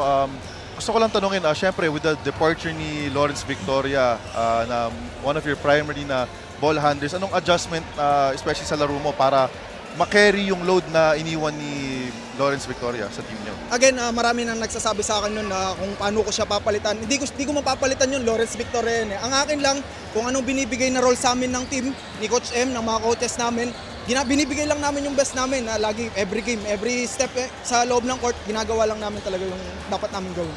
And I'm sure marami kang gustong batiin at pasalamatan. Go ahead. Binabati ko pala yung pamilya ko, Salenga family, De La Cruz family, mga pamangkin ko, mga kong pamangkin, lalong-lalo sa mga parents ko, kila Tito Josel, Tita Arlene, yung mga kaibigan ko, Red Paddle family, Barangay Energy, binabati ko kayo lahat. And binabati ko yung si Mayor Emmy Calixto Rubiano, Sir Egay Rubiano, Ma'am Lian Rubiano, Expedia Management Investment, My Pet Space Pet Hotel, JB Security and Investigation Agency, NCR Dental Clinic, the second floor Bar and Lounge, Capitol Restaurant, Met Park Sports Center, Tela Athletics. Congratulations, Jasper. Pasok na kayo sa playoffs in the North Division. And well-earned victory para dito sa Pasay Voyagers as they defeat Biñan here. A very crucial encounter here between these two teams. And coming up next, Val City Magic, makakalaban ang One Bataan Risers. Kaya wag po kayong aalis, mga kalingan, dahil magbabalik pa po ang Liga ng Bawat Pilipino, the Maharlika Pilipinas Basketball League.